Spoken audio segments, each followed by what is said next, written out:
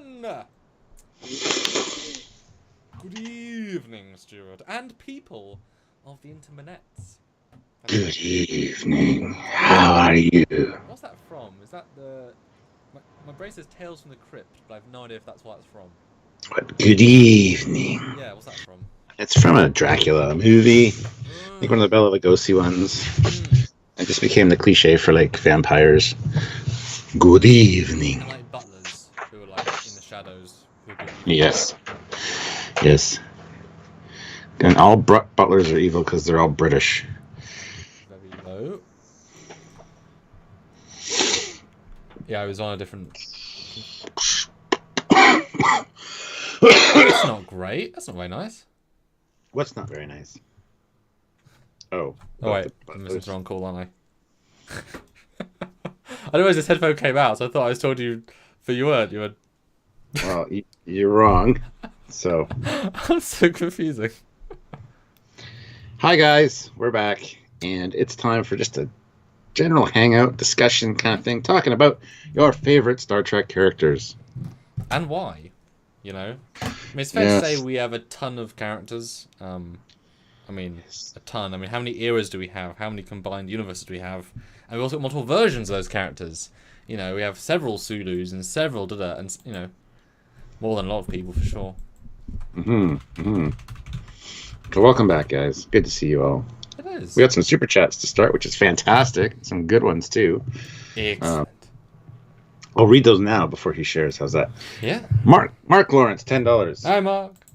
Well, the truth is usually just an excuse for a lack of imagination. When Garrick said that, I really had a good laugh. He's still the best written of all of Trek and my favorite. Yeah, Garrick is fantastically done.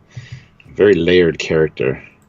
Although I'm not quite the biggest fan of him being gay the whole time. I think that was, if it was subtext, it was incredibly, like, deep down. Yeah, I agree. I prefer the friendship / trying to learn about Starfleet line. It'd be fun if he was, just would have been nice to put it in the story and the scripts. You know what I mean? Well, don't retcon it back in, even if you had a vague idea. Well, a lot of people had that indication. Because when Sylvia found out, she's like, yeah, obviously. I'm like, what? Okay. But yeah, I mean, it is what it is. They just weren't brave enough to push it as far as they should have. So, yeah. Anyway, doesn't really matter. Yeah, you're just pointing it out. You know, I just think it's him being interesting. I think it almost lessens it if he's just after, you know, if he's just trying to flirt with Bashir. It's more fun to know what is he even trying. You know, it's just as simple as flirting. It's like, well, it might have started out as the getting the intelligence from him, the intel kind of getting close to him, and then realizing that he likes him, but then they become friends, and it's. Yeah, you could have had like a line in season 6 saying, "You know what, Doctor? Yes, Garrick, you're an incredibly attractive man. Well, thank you." You know. There you go. Yeah. Bro love is all good. Olivia Julius, $20. Oh my God! Amazing super chat. Thank you. This episode is brought to you in part by Olivia's Farm Tools. Are you in need of a new fertilizer? We have it. Do you need a new ball picker? We have it. Do you need a holographic farmhand? You're odd, but we have it. Come on down today. There you go. That's great. I love these little ads. You always need to like go on Cameo and get like a famous voice actor to say that, and like just Keith David, doing Keith David's voice, and like an advert. That'd be fun. Yeah. Ozzy Maderos, $10. Thank you very much, Ozzy. Very good. All hail the Superior Commander and Super Captain Foley. Skeleton Hands Con. Con. We'll talk about these in a minute. Yeah. Chris Gwillem, £5. Captain Commander, love your work as always. Thumbs up. Thank you very much, Chris. Thank much you. Appreciated. Olivia Julius, $2. Did Samuel plug in his computer this time? Yes, he did. Webcam was plugged back in for this, yes. And Dan23, £2. Porthos, one of my faves. Yeah, nice dog. Yeah. Good doggy. Good dog. Yeah. Yeah. Okay, I will start sharing, so I'll see you in a minute. Yes, please do. But I want to see 45 likes. Yes, easily. Come on now. 56 of you here. Everybody hit that like button. Get the likes up. And guys, as you just saw, we got some fantastic super chats from our regulars, and they're awesome. We will talk about all the characters you guys want to talk about. If you really want us to make sure we hit yours, send a super chat is a great way to do it. Plus, it helps out the channel, helps us out, and really allows us to keep coming back to talk to you guys and do these videos. So, and create our regular Saturday content as well, because we haven't stopped doing ship stuff. We still have a regular release every Saturday. A lot of people forget about that, and they're like, why do you do lives? I don't have time to watch a 2-hour live. No, I get that. I don't either. I'll see a live from a favorite channel of mine. I'll be like, and I'm like 80% of the time I won't click it just because it's too long. I don't want to sit there and watch it all. Unless it is actually live. So I get that. But if you guys want to support us and actually have us hit the goals we need to hit so that we can start creating some more creative type content, like shows we want to try out. Right now we're just basically doing things that make sure that we get the revenue we need to survive and to keep coming back. So if you want to help us out, super chats are a great way to do so, or by heading into Patreon/Trekyards, or by joining the channel at the rank of Commander, Captain, and Admiral. I got you some fun little stickers and stuff in the for the live chats here as well. We got a lot of regulars, which is great. We love seeing you guys, and we'd like to see more of you. So if you can support us and kind of broaden our net as far as subscribers and stuff in the future with new content, we would love to do that for you guys. So 62 of you here. Everybody make sure you hit that like button. But yeah, we're going to have a good discussion today talking about characters from Trek that we all love or like or hate or are our favorites for whatever reason. I'm sure no one will say Kai Wynn because she's nobody's favorite. Yes, my child. So yeah, pretty sure she won't be mentioned, but that's okay. Hello. Yes. Do more and more lives. Yes. Olivia Julius, $2. Spot is the best. No, Spot sucks. Spot's a boy, then he's a girl, then he's a boy. But it's probably an alien cat. It's probably got alien DNA and it changes sex when it needs Tentacles. to. Yes. Cool. Yes. The greatest of the universe. Justin Hampton, $2. Hit like. And Fave 1, Picard, then McCoy. So there you go. And Bryce Hardy, $2. Icheb. The corpse or the actual pre-death. Wow. Yeah. So Stuart, what are some of your favorite characters of Star Trek? You know. Well, Garrick's up there. I do really enjoy Garrick's character. And Cisco has to be one of my favorite captain. My captains kind of get bundled up. Like just 3 of them that I really like, and that's Cisco, Kirk, and Archer. They all have the same kind of mindset, that punch first, ask questions later kind of thing. So, yeah, I think Cisco's the most refined out of them as far as being diplomatic and yet turning on a dime and getting angry. Kirk's a little more laid back, a little bit more chill. And then Archer's just kind of uptight all the time and trying to do the right things, but getting moody and pissy a lot of the time because things don't always go his way. But I love them all. I think they're great. But he doesn't get angry like Cisco in the sense that Cisco that's unnecessarily angry, whereas Archer gets controllable annoyed. He won't go most of the time. There's 1 or 2 times he flies off the handle and goes a little bit too far. But yeah. But to go on Cisco for a second, I know we talked about this a while ago because I was rewatching some of DS9, and it's remarkable how when you watch Avery Brooks' Cisco, he's acting a lot like Kirk. He has some pauses and talks a bit. He's talk acting. He's actually less good of an actor if you watch it, in the sense that he's very much acting. The character is very odd and overacted in a sense. It works really well, but he's playing at a certain point. He's Avery Brooks playing Cisco being Avery, who's Cisco. There isn't much I think there in between. Whereas I think Archer, maybe better acted, just less of a range. He's acting those scenes. You never get into the same, except just the vanilla Commander. You don't get the sense of overacting from Scott Bakula You know, same with Picard. He doesn't really overact. He acts incredibly effectively. Kirk and Cisco both, you know, Avery and Shatner both overact in a lot of ways. You know, yeah. It's a facade. Yeah, I think the most realistic one, honestly, is Archer. He comes across as the most normal, down to earth kind of guy. Like, I could see myself reacting the same way in most of those situations that he does. Not quite diplomatically sound, but well, he's learning, trying, and wanting to be optimistic, but having to, I really appreciate his character. Well, there's one difference between Archer and Picard. You'd think they'd be similar, but Picard is obviously a ton more seasoned. He has the professional detachment down pat. So when he does these big scenes of very strong command, you see the strong command. Archer does that, and you see a lot more of the man. He's a man in command as opposed to detachment. So when you say feel more natural, you would think Picard would be up there, but he's so professional. That's why I think Riker's close to Archer, because he is just he's just himself being in command, if that makes sense. It does make sense. Yeah. And Chris Gwillem keeps yelling Gabriel Lorca. I love Lorca, but we'll get into that later. Yes. I'm going to hit some of these super chats. Luke Celeste, $5. Always had a soft spot for McCoy. Yeah. McCoy. Oh, Olivia Julius, $2. Oh, no, you got to at least address him slightly. Yeah, no, McCoy is just always fun. Like like he acts like he's being a lot of DeForest. It's coming from a very like internal place, but he's always like good to watch, and he comes very genuine. Like you don't think McCoy is a character; he's a person. That's one thing he brings. Absolutely. Yeah. Yeah.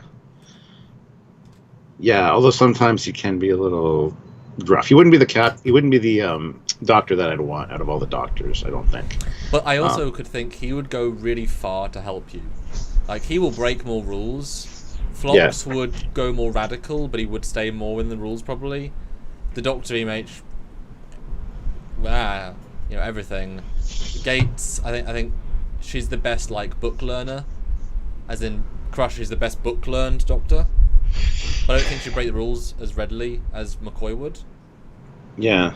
And actually, when the question comes up, who's your favorite? Like, who would you want treating you as a doctor? My automatic go-to is generally Phlox. I do like the way Phlox handles it. I don't like the little leeches and things he puts in your bloodstream or whatever he has to do. That kind of freaks me out a little bit. But as far as bedside manner goes, But then I always forget about Pulaski.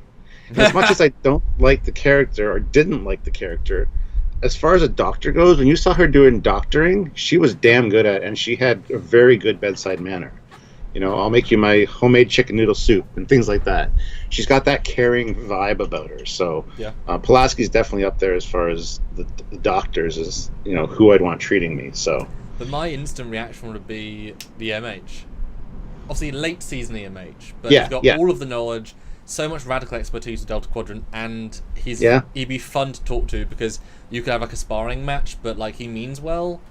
There isn't the ego, like real ego behind there. It's all kind of a construct, but it's understandable ego. I never say him because I don't trust anybody that doesn't have a name. No, the Doctor. The Doctor. His name's Doctor. Hey, the Doctor from Star Trek. From Star Trek, from Doctor Who. His name is the Doctor. The image can be the Doctor. That's fine. I'm fine with that. That's fine, I guess. Sure. Olivia Julius, $2. Una, our number one from Discovery. Where are we at with super chats? Olivia Julius, $2. Yes, sorry. She's good. I mean, she wasn't as good in the short, her singing, but she has a ton of potential. Strong actress, good depth, good command presence. She's kind of very Data-like in a sense of that she only has to act when she knows she has to act.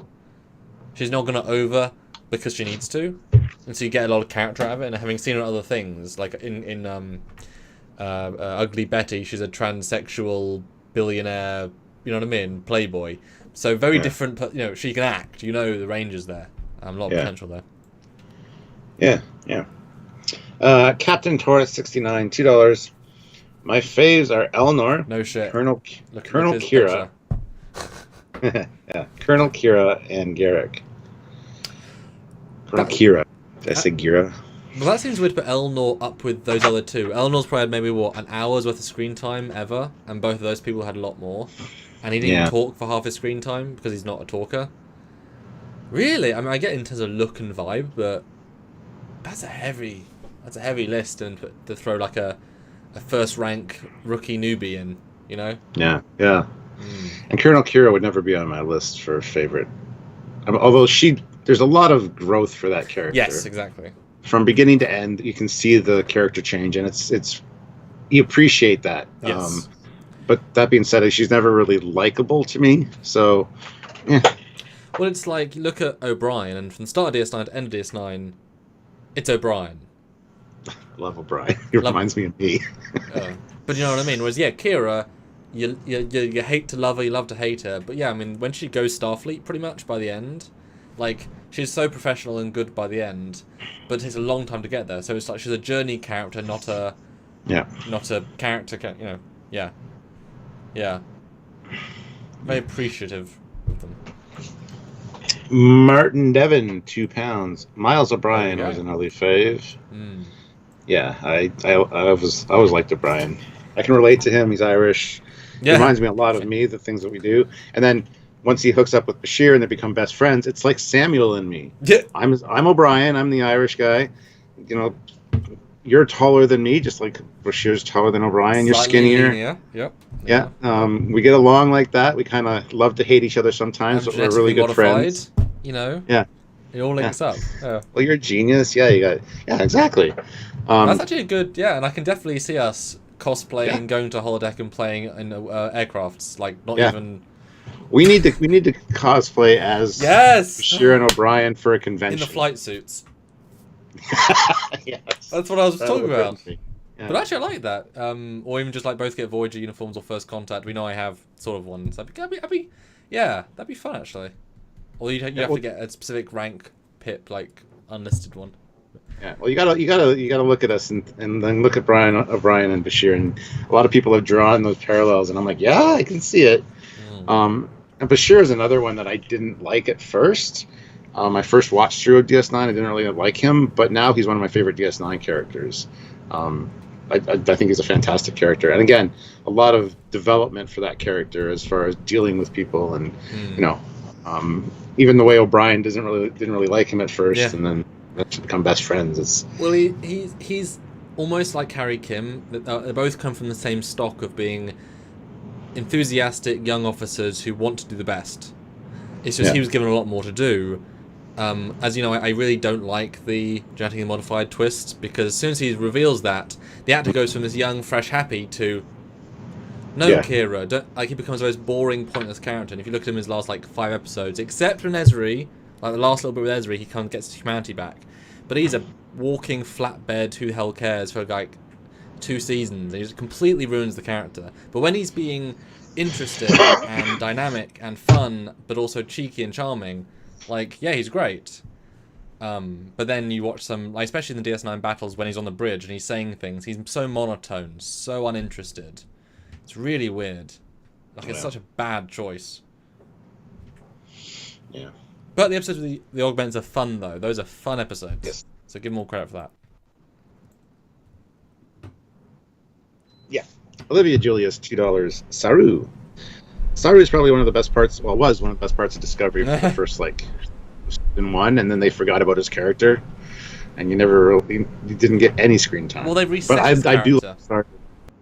Yeah, I do like Saru. I appreciate Doug Jones for sure. He's a fantastic actor, and he really brings life to the character.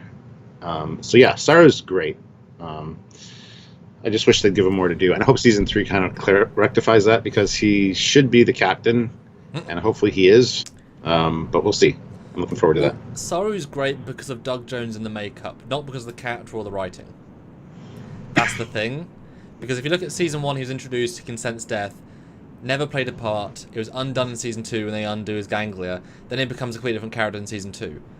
Which is them saying, Brian Fuller's original concept for him failed. Let's reset him. So when they lose all of the Saru-ness, it just becomes a guy who's tall, who likes the crew, like a good Starfleet officer. He's interesting. Literally, as soon as they undo his entire character and rebuild it from scratch, then he's just normal. Like he's kind of like Tom, not Tom Hanks. What's just a good generic character? I guess like Bashir in a sense. He's just a good, strong, just officer guy. So he's just a good. Like there isn't too much Saru in there because it's Doug Jones you like. The Saru character is basically nothing. It's boring and uninteresting now, but the guy is great and the performance is great. That's the weird thing about Saru, you know. Should have hit the ground running from season 1, but I mean, you know, superpower and then didn't use it. Waste. His character kind of goes. It starts off pretty good, then he's got a few peaks here and there during the 2 seasons, but they're very well. It's Brian Fuller written, and then new writers, and then let's undo everything, and then we'll, you know. Yeah. Once you realize you can't do anything with that ability, what's the point? You know? And to have him hate Burnham after 9 years and then be best friends, it's all nonsense, you know? Yeah, that wasn't handled. Bad writing.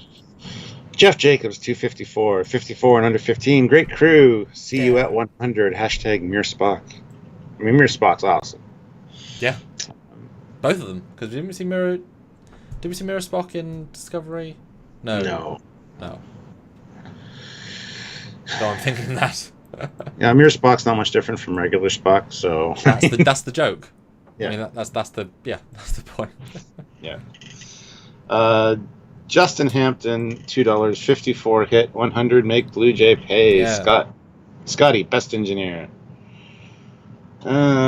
Scotty is pretty fantastic. I don't know if he's the best engineer though. Yeah. I think O'Brien does a fantastic job on DS9, but well, that's he's not really an engineer. He's like a handyman. He does everything. Oh, he's definitely the engineer. But yeah, he's both. Engineer's tricky because each era is so different in terms of the technology that just by definition, the latest one would be the best because he could fix the old stuff, whereas the trips like mirror trips. Oh, the Enterprise Connie. Phasers. Yeah, okay, phasers. Like he worked it out, but he doesn't know how to use much more than basics, so it's kind of hard. Scotty's the kind of guy that will lie to your face about the time and then look great about it, but will work his butt off. I think Geordie's the unsung hero. He's the guy that will... Well, there goes Stuart. But Geordie's the sort of guy that will do the job better than last time, and he won't complain, and he'll make an effort to be, like I say, better than the last time, is Geordie, and he won't look for credit, but he'll appreciate credit. And O'Brien is you're going to fix this as well? Okay. He's on hour 46 and he's still working, you know, because he loves engineering. Trip's just the average guy, like he's a mechanic in the shop. And B'Elanna is like innately talented, but not a good bedside manner, but also a weirdly good team leader. So I wouldn't necessarily consider Geordie the best team leader.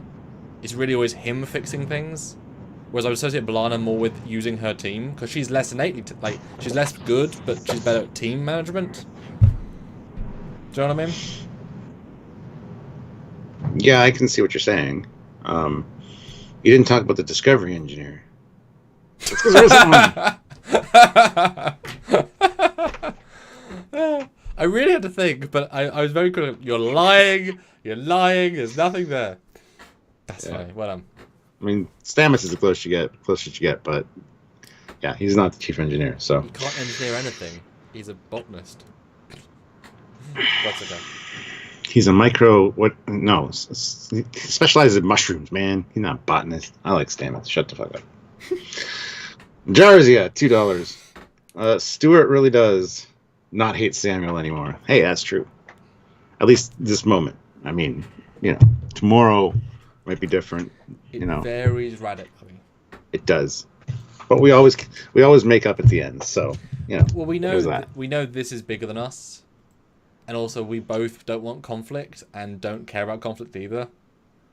Yeah, we both know what we're really like inside, and so we end up, we work it out. Yeah, work it out. Keith Jeffrey, 1974, $2. Thank you. Scotty, Nog, and Miles. Well, we kind of talked about Scotty and Miles already. Nog, Nog is another one. That's one of the things that Deep Space Nine really does well is character building and character development. And Nog is one that really you see that change of character from just a smart nose or a smart little bratty kid to like a Starfleet officer. He's got quite a journey, so I really appreciate his character for that. Yeah. And if you go into the alternates and Captain the Defiant, like we saw past it, and he was a fully capable Starfleet captain, which is great. Yeah, Nog's interesting because unlike Kira, you don't not like Nog at the start. You're ambivalent that they're one of the cast, kind of like Rom in a sense. But I think Nog gets you a lot quicker to like him than Kira does. And then Nog impresses you a ton more than Kira does. But the journey is also that huge, Yeah. It's another one of those big ones.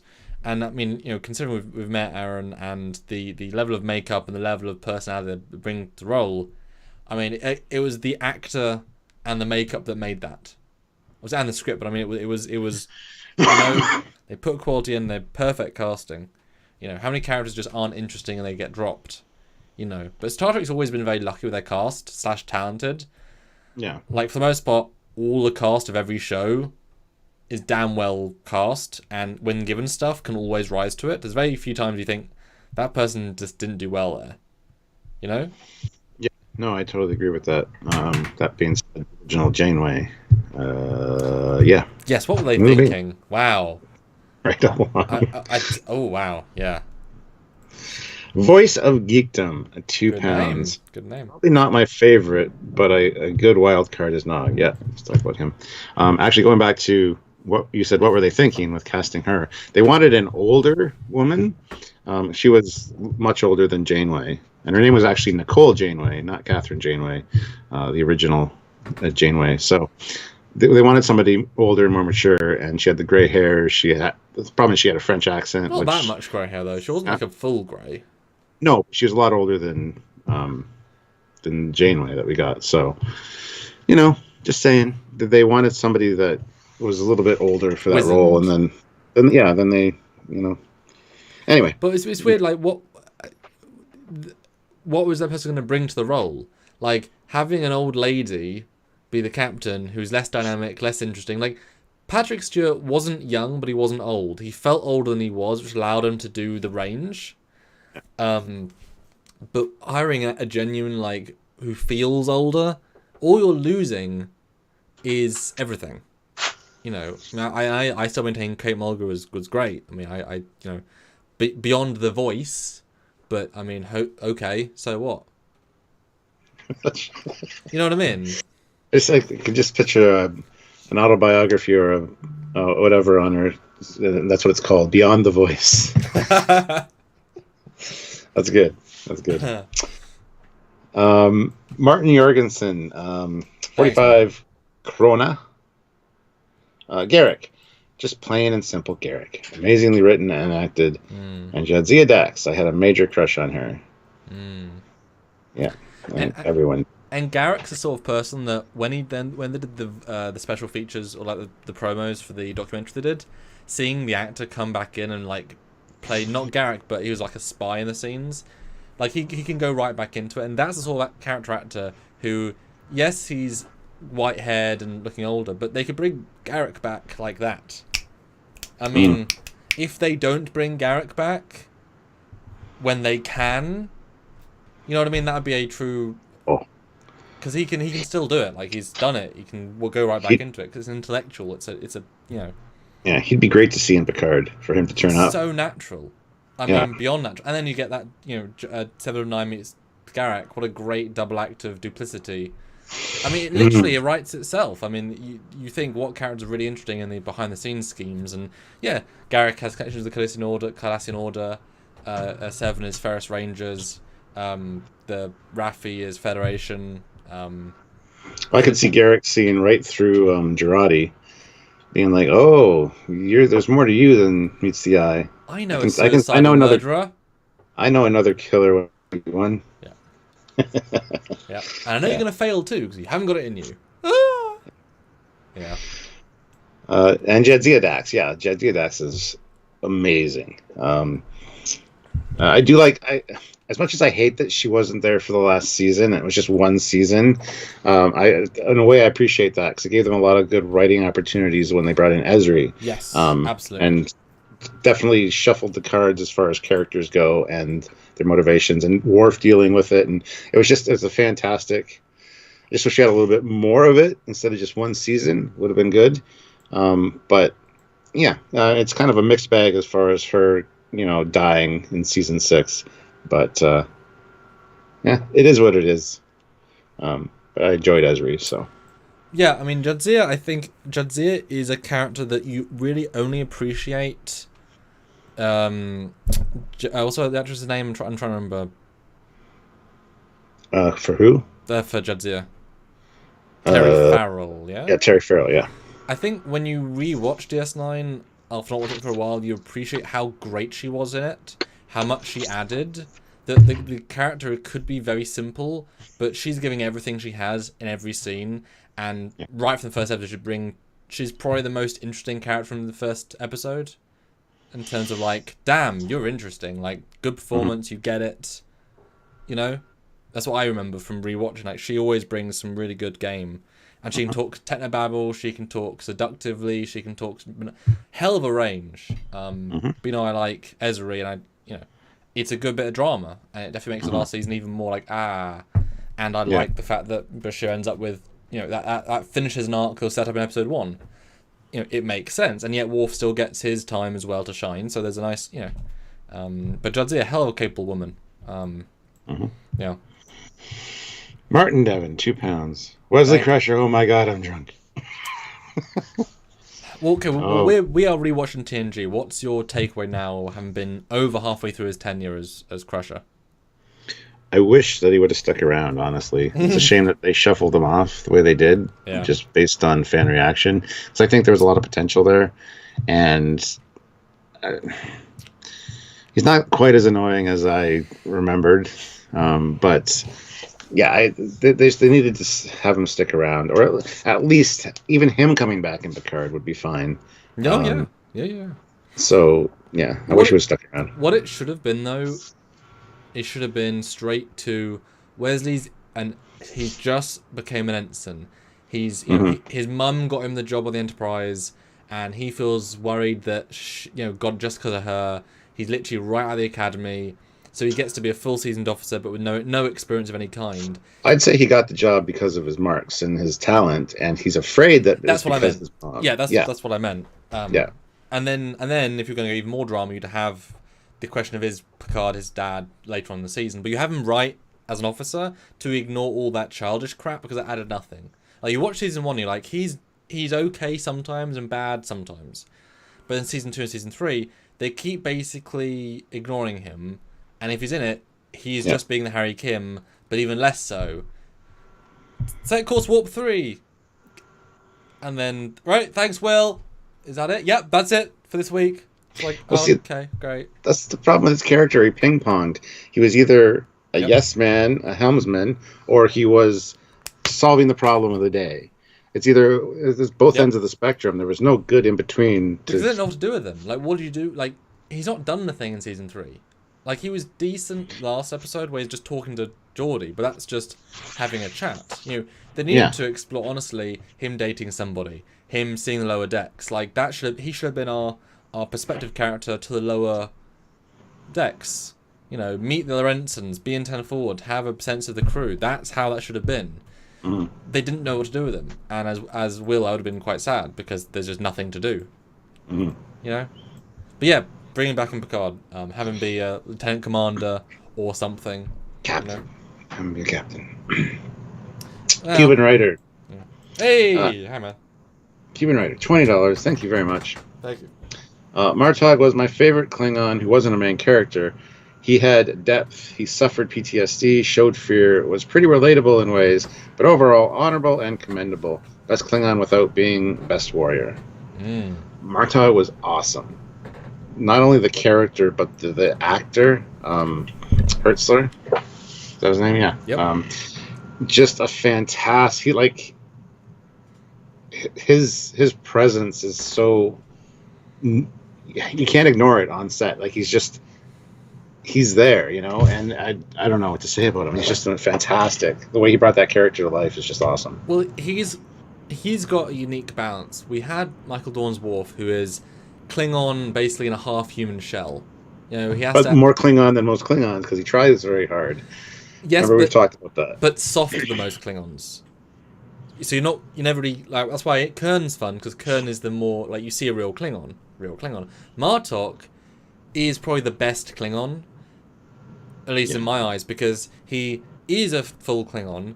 He came from nowhere, which means he's humble, like not most Klingons, but he can absolutely go right into the Warriors Code, but he can still be understanding and deep, and every scene pretty much with him is electrifying in terms of like, he is balancing the brilliant Klingon, brilliant man, and brilliant character that most Klingons never even try to do, because they want to be the, I'm this, and and Martok, but even though he's subdued, you understand he's fully Klingon and just incredible stuff, and that's why he went from being a two episode actor that gets killed, or 2 episode actor that is next to Galron, to then we want to bring you back in. We want to bring you back in. We're going to kill you. Death was too good for you. We want to bring you back in. You know what I mean? Keep being brought back, and then becomes the Chancellor because of the actor. And they love writing him. That is a great. There's not many characters. It's like if Nog was meant to be a two-part character, then was the entire season arc guy. It's like if the Klingons had appeared in season 1, as you often say, Where the Warrior, episode 1, I would absolutely have imagined Martok would be a series regular by season 6, like every episode, on the main cast. He's that important and that interesting to the show. Yeah, top tier. Yeah. Damien Howe, 2 pounds. Quark and Odo, great chemistry together. Oh yeah, the way those two play off of each other, and trying to always pull one over on the other one. I think that's a great dynamic as well. Kind of like the Odd Couple vibe. So it's done really well. Those two did a fantastic job with it. I love how every now and then Odo would kind of give him one. I'll let him have this one because he knew what was going on, but he respected him enough to. Well, Odo works on respect more than friendship. So if he respects you, you're in his top tier of people, regardless to what that means. And so, like, I just really watched the one where he finds the young, or he's given by Quark the young changeling, and when he goes to the bar happy and is like fully friend mode to Odo, to Quark, and it's so lovely to watch. It's going to be fleeting, but it's a moment you only ever see once, and yet he goes to Quark, and he has, they connect on a deep level. Well, I do think though, having just thought about it just then, the fact that Odo likely gets it over on Quark 90% of the time, I doubt Quark's ever really winning. So they never, they kind of go past that. Like, at some point, he just stops smuggling because he gets caught.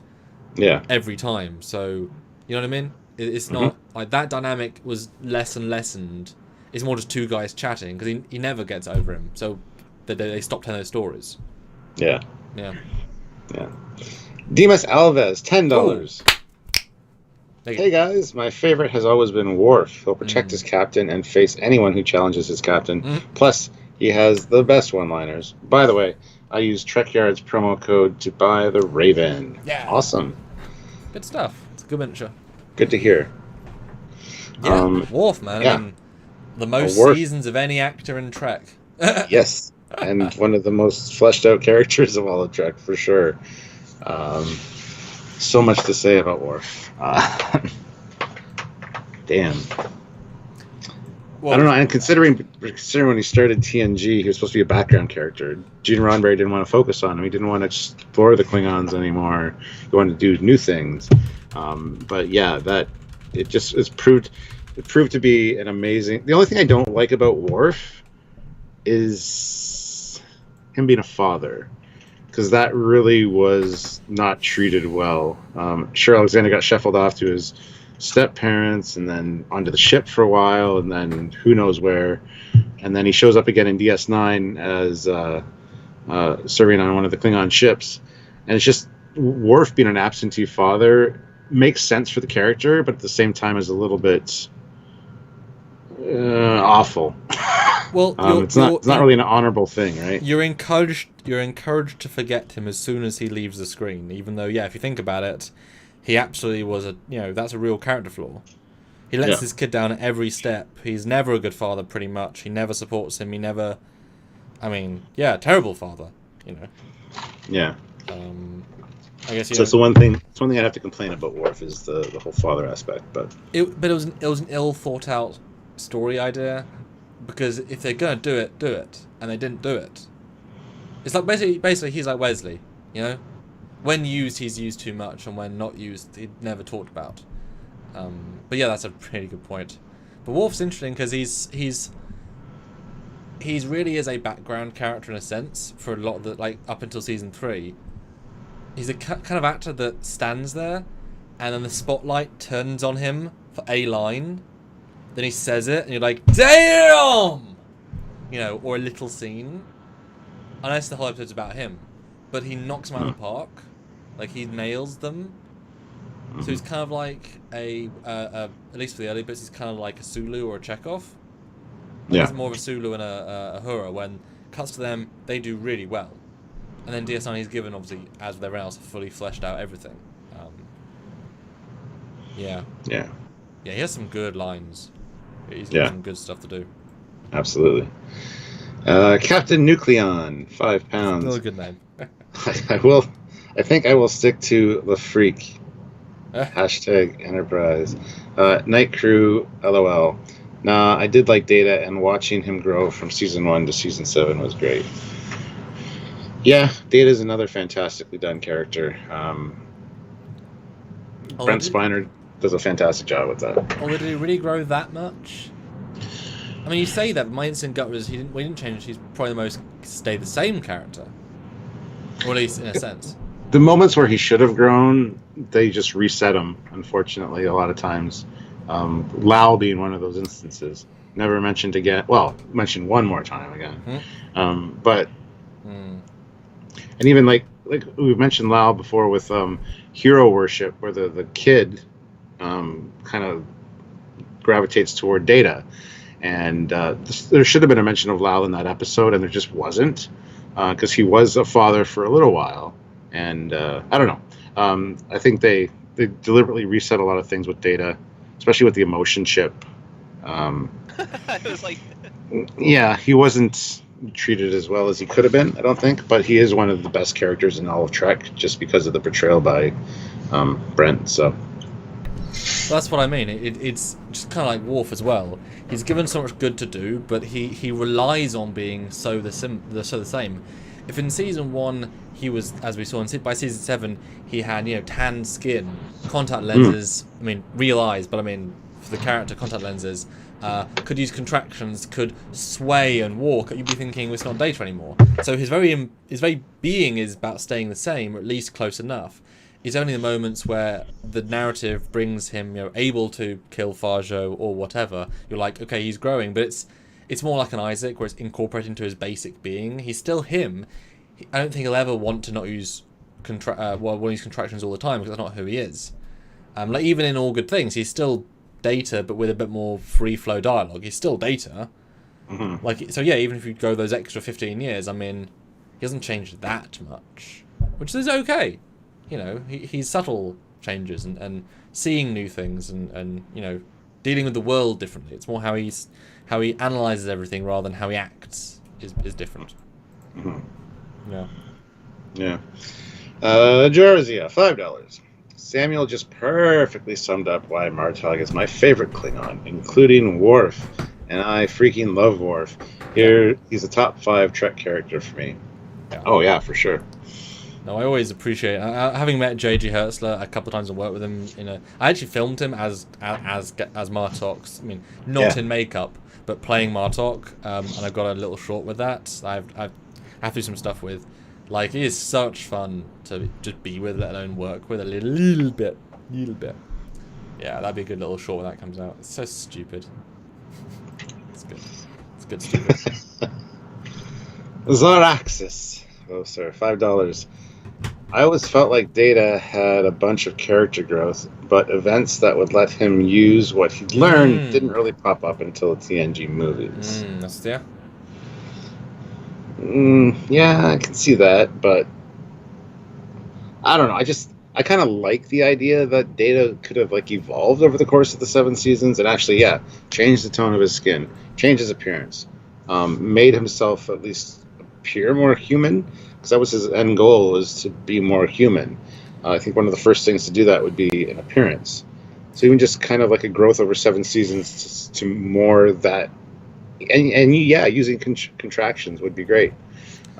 Using slang, you know, double dumbass on you. And so forth, yes. But yeah, I agree, but also I don't agree, because it's the identity of, you know, to change who you are to look like everyone else betrays who you are, even if you want to be like them. And at a certain point, you should also still respect who you were. The fact is, we've seen, again, DS9, we saw Odo look like a Klingon enough to that he can then get through scans and such. Like, Odo, the man that never had a face like a face, completely transformed it, like more than a Sisko. Like, he had to, you know, smooth out his, you know, like, Odo's face is very flat. He had to create new ripples and new skin, like, full construction. So if Data wanted to look human, he could. He's choosing not to every step of the way. That's a choice. Like with Lal, she was human next day. So to have him look human would then, well, the fact that he hasn't for 20 years is because he doesn't want to. You know? Yeah. Excuse me. Martin Devon, 2 pounds. Can't believe no one hasn't mentioned Q. Q's a great character, but he's very hard to relate to. Why, Stuart? Our superpower's not working properly today. Well, yeah, he's not as powerful as me, so it's hard to relate to the lower forms. But I don't know. He's a fun character. The thing that really ruined Q for me was John Delancey, who was like, yeah, it was just a job. I'm not really friends with anybody. I was just there for a few days to film. It's like, what? Like, again, I find that actors ruin characters for me a lot of times, and I hate that. I know you got to separate the art from the artist, but like Tuvok, I love Tuvok's character. I'm not the biggest fan of Tim Russ. So it's a real divide when I watch and I'm enjoying the character. Well, I think part of why Harry Kim is loved so much is because Garrett is so likable and nice to meet. And those that have met Garrett Wang like Kim more. You can't not. Yeah, John Delancey is an actor's actor. And I'll retell the story because you alluded to it. He was asked at a convention, so are you and Patrick Stewart friends in real life? And he said, look guys, I know it looks like on screen we spend a lot of time together and you'll remember that. But in reality, I turned up once a year for 4 days to shoot a TV series. Once a year. Couple of days. And then I walked away. I had other jobs. I mean, I didn't hang out with them every day. I didn't stay around. I didn't stay on the set when I wasn't needed. I just did my job as I meant to, and then, that was the point. I like the man. I respect Patrick Stewart and the whole cast, but yeah, we didn't hang out. We know each other very well. I like him, but sure, whatever. But that's just, at least he's honest. I appreciate the honesty. And also, you are frozen.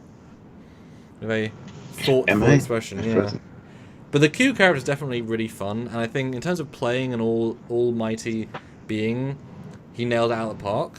Although for some reason I'm annoyed by how he looks in Voyager. He looks like he's aged, and he's obviously wearing makeup to hide it, but he looks weird. And like even his lips have makeup or something. Like his lips look like a weird color. Like he has a lot of transformation in terms of like thin young to older Delancey. But he's fun to watch. But yeah, I don't know. Yeah, I don't know what else to say about Q. Unfortunately. Yeah. Jeff Jacobs, $2. 100, yes, again at 150. Damar for Martin Devon. # make Jeff pay. Damar was awesome. Again, started out as a bit player. Yep. And became like a linchpin at one point. And I think his character is great. The suffering, he was an alcoholic, Yeah. Drinking the Canar, and that was an issue. It was brought up a few times by people. Kind of progressed. You see the progression of it. and then all of a sudden he like turns on a dime, does what's right, and it's like, and then sadly gets killed, unfortunately. Damar's a breakout character that they didn't see coming, and they utilized the actor because they saw potential. Yeah, Damar's great. Damar is like the everyman of Cardassian, you know, who's a bit quippy and a bit whatever. Yeah, he's a really down to earth guy, you know, where he's kind of a guy that's beat down by his job. His boss is a bit of an asshole, so he can't do anything, and when he tries to do something, he gets shot down, and yeah, that's one of the reasons for his drinking, and then when he becomes the boss, he has bigger bosses. Yeah, he becomes head of the government. It's not quite boss enough. Yeah. And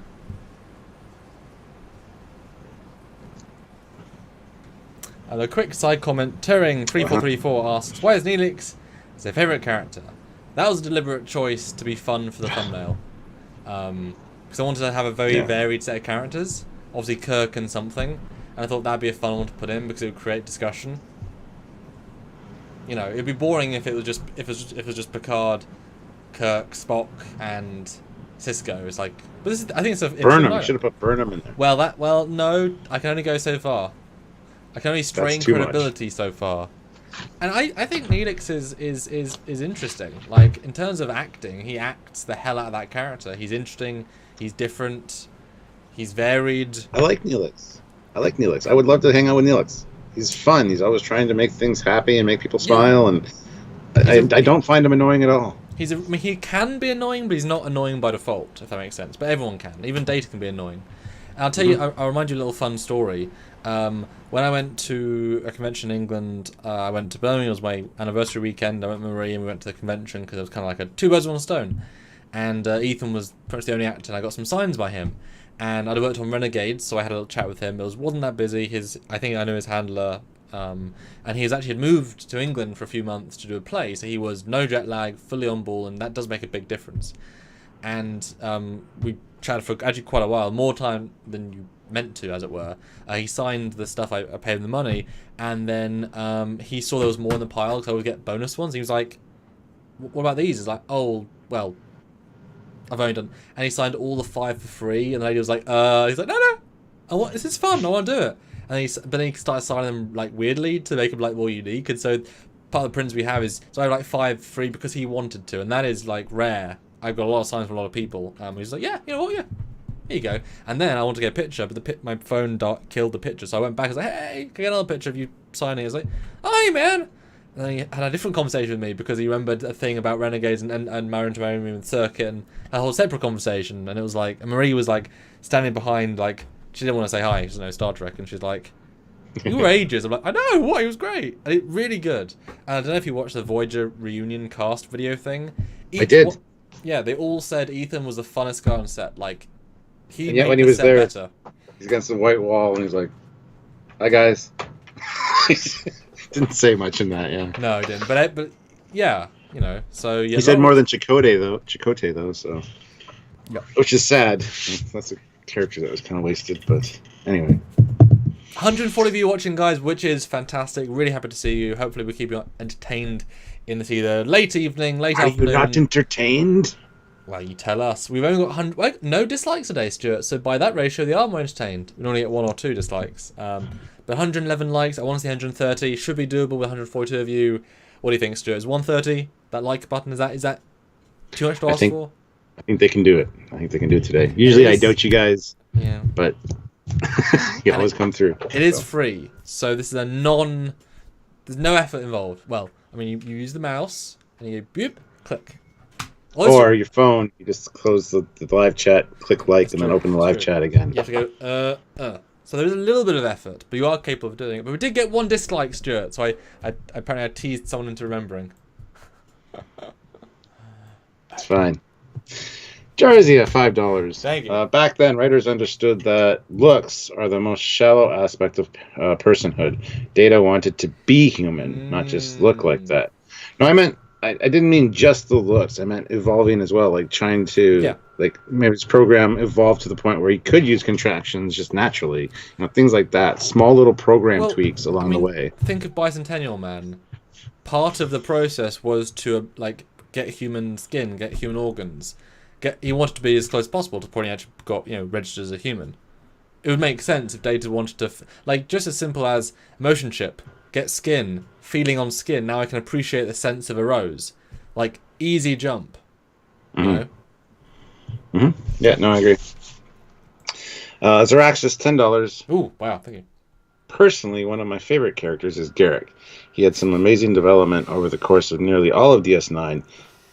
He had boatloads of depth and complexity attached to character and personality. Yeah, and he was supposed to be, I think, kind of a minor player, but he was so good, and people enjoyed him so much that they just incorporated him more and more and more. That said, he's only in like 15 or 20. I know. That's the thing. You say that, but he's still a dead player. But he's so memorable. Yes. Everybody's like, Garrick, when you ask for favorite characters, especially in DS9. And it's like, when you do the ratio of how many episodes he was in, it really says a lot about the character and the actor. So, fantastically well done character. And yeah, he was in 37 of 7 seasons. So, yeah. How many episodes would that be? 173. So yeah, he wasn't even a fifth. Yeah. Although, a little quick side note. I mean, I know people love Garrick, but isn't part of his charm you don't know who he is? Yeah. Like, if you knew who he was, like, he's just saying non-answers, but the acting is so fun. I think he's overhyped in that sense. Like, his character is who the hell knows. He's just having fun. But because it's done so well, is it really that deep? Like, what do we know about him?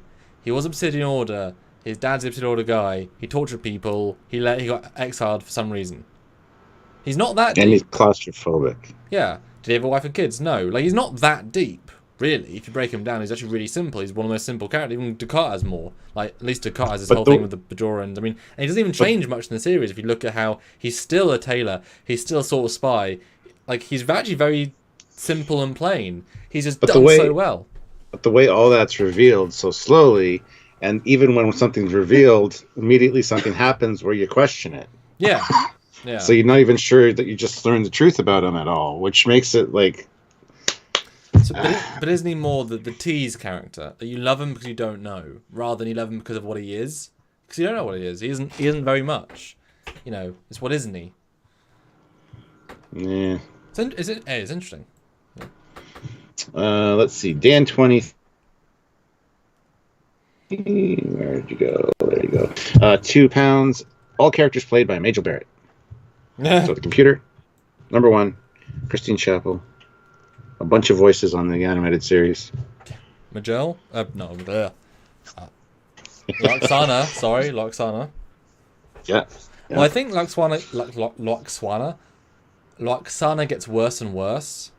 I don't remember liking any of her DS9 appearances. I think she kind of peaks near the end of TNG. Like she gets better. Yeah. And then you have DS9 kind of pink hair, I kind of agree with that, but what the hell was the point? I would honestly skip Magel's DS9 appearances. I don't You're an awful human being. Well, the same charm can't necessarily work 15 years later. Even John Delancey's Q, he's not the same Q. Like, whereas Loxana's trying to be very similar.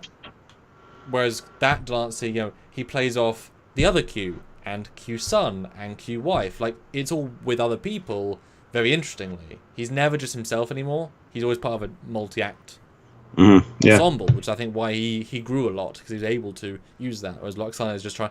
It's like she can't be this... It's not as interesting after 10 years, because it's, Yeah.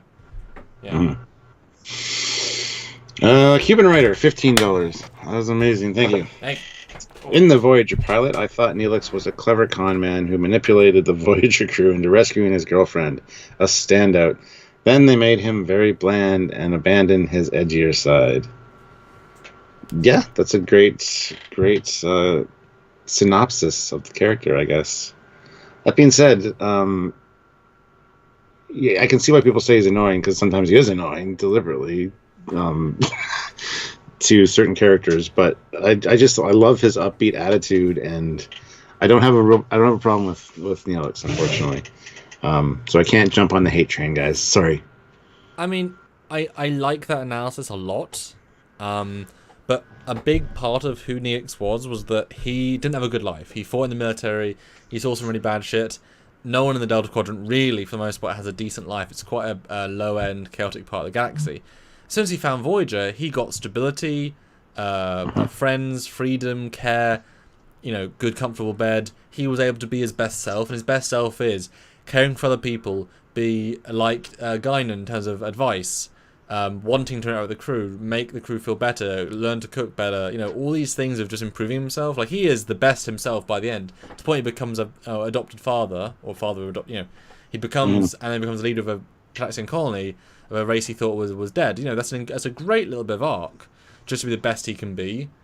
I mean, he does more good on the ship probably than anybody, in terms of just pure help, and you can imagine all the things we don't see of people talking to him. I mean, he's Guinan without being Guinan, he's Guinan and Troy, but in a very different package.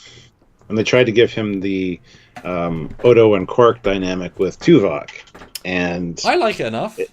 It played well. So it worked. It wasn't like when they introduced Pulaski to TNG to be the new McCoy. Yeah, that didn't work. Yeah. But you always have that Spock and McCoy kind of clash going on with certain characters in each series. To Paul and Archer.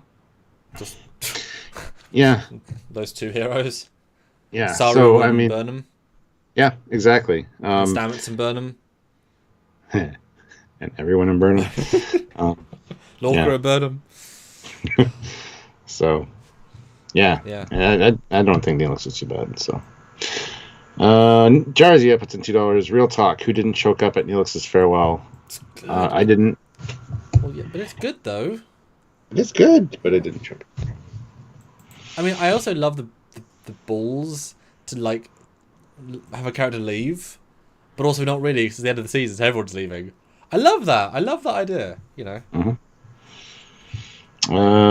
Let's see. Dreamer out there, $5. Neelix dated a 2-year-old and then got jealous when she talked to any other guy, even though she was 2 and didn't know any better. I hate the whole 2-year-old thing because it's different. I've heard, Neelix is a pedophile. That's just dumb. But yeah, he was a little bit obsessive and just, a little bit jealous at times, but that eventually gave way. I mean, he did kind of evolve as far as the character goes. The problem with Voyager is a lot of them got reset each episode as well. Because you got to remember, Neelix died at one point, and there was no afterlife, and that greatly affected him in that episode. Next episode, he's fine again, and it's never brought up. So, yeah, I mean, the jealousy thing's a thing, but yeah, he gets over it, so I'm not really worried about it. Captain Casey Stewart, $2. Vic Fontaine. Vic Fontaine's a fun character. I don't know what else to say about Vic. I mean, he's just he's Frank Sinatra of Star Trek. But yeah, the thing that bothered me about Vic Fontaine was the fact he was in the Mirror Universe, which made no sense to me at all. But Vic Fontaine had an interesting story arc as well, being a hologram that was left on all the time, much like the Doctor, but totally different. Well, Vic is again the actor doing a brilliant job. It could have been a non-character. That guy brought it to life.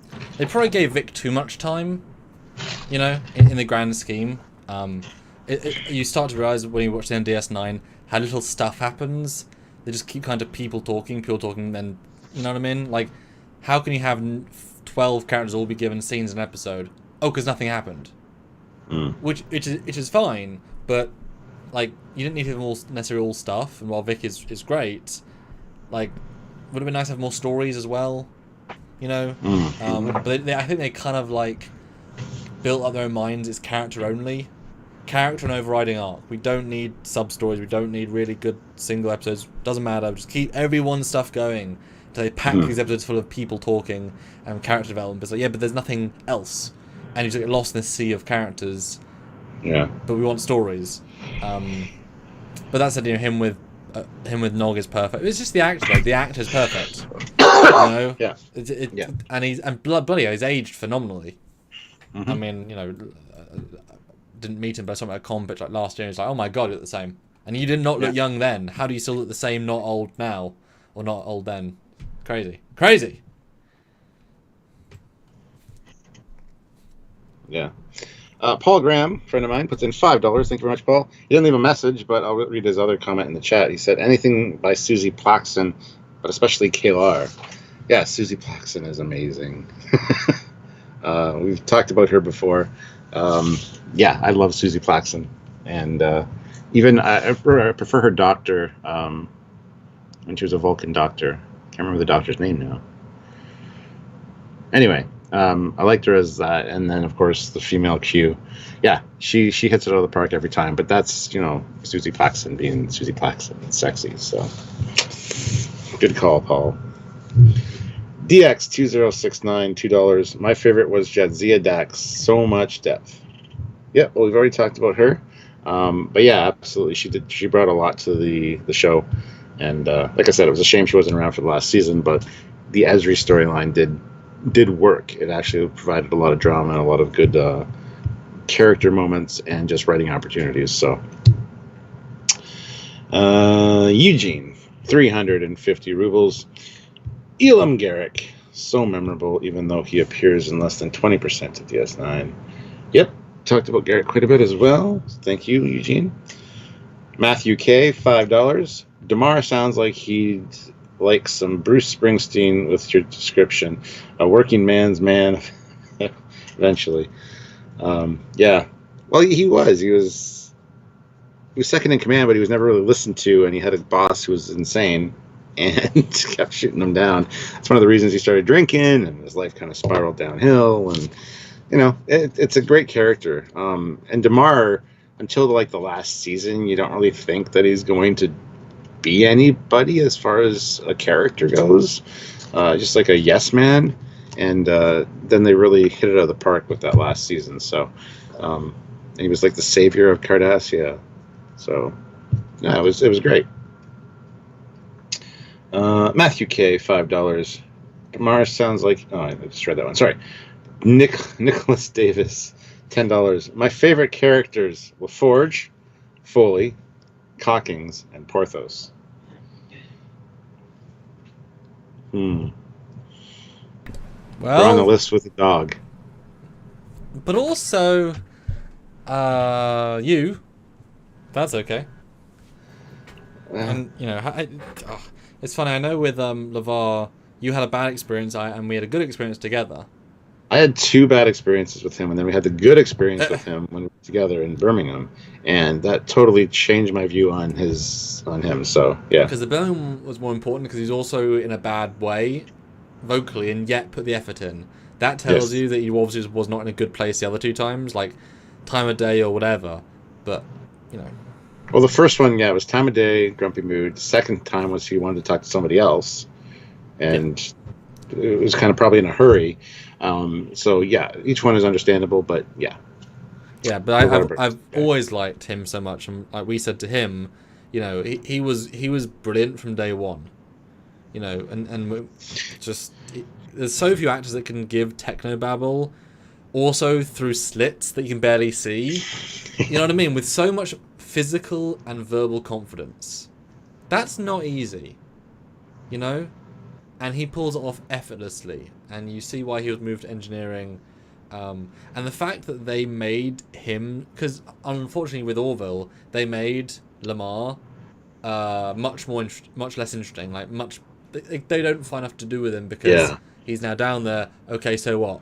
But LaForge, they were like, we fucking love LaForge. We're gonna make sure he's in everything. Like, make sure he's always around in some way. Either he comes to the bridge for a reason, or he's in meetings. Like, he's always been part of this because even though he's in the bowels of the ship, he's just as important to everyone on and that really comes across because he could just be left out. but the fact they always make an effort is hella impressive. And even like the nuances from early on. I know obviously he was a well-known black actor from Roots, I believe is what the show was called, and really much like he was one of the well-known personalities, so they had to give him extra treatment, and even from like the second episode they gave him extra scenes, you can tell. But he uses them, and he thrives in them, and he earns his spot even more than, you can't fault him, really. I think LeVar always gave, and even looking at like Marina, who kind of got worse, sort of, like the accent, and, like LeVar just zoomed right in. Look at First Contact, look how good he is in First Contact, and look how, Nemesis at the end, just good stuff. Yeah, that's true, but another kind of stagnant character in a way, because he never has a relationship that works out. It's like, I feel bad for the guy. Yeah. I should have given him something along those lines. Well, but, Brahms, I mean, they did, in a very him way. And then they, married to Leah in All Good Things. That's good. But you're not sure if it's Brahms, though. Just her name's Leah. I would have liked to think it's Brahms, but... It's gotta be. It's gotta be. There you go. But she killed off her husband or something. Transporter accident. Oh, shit. Dan 23, 2 pounds. Keen, sir, from the Kelvin timeline. You, sir, are fired. Get off of our stream. Just kidding. What is that thing? It's got little, like, nubby eyes. And... It's trying to sell toys, the J.J. Abrams strategy. He's pointless, he's uninteresting, he has no character, he has no personality. Delete him instantly. Yes. Sorry. Just waste of everyone's time. Except the actor, who got paid. Good for him. Yes. Martin Devon, 2 pounds. James T. Kirk, for fuck's sakes. Well, yeah. James T. Kirk is awesome.